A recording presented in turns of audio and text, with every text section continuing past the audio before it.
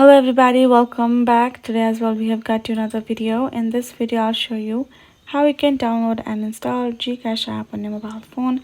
But before that, please do make sure to like our video, subscribe our channel, and yes, without any further delay, let's get into it.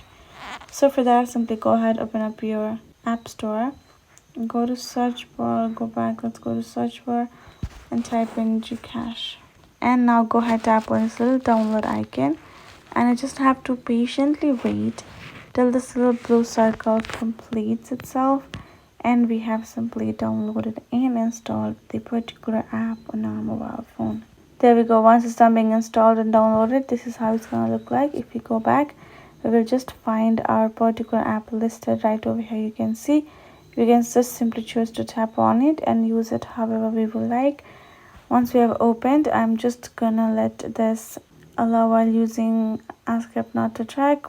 Right, I'm just gonna add in my number for it to start being used. I'm just gonna do that and gonna tap on next, and I will be able to use GCash for my requirement, and that is it. So that's how you can do it. I hope this video was helpful to you all. Thank you so much for watching, and I'll see you guys in our next video.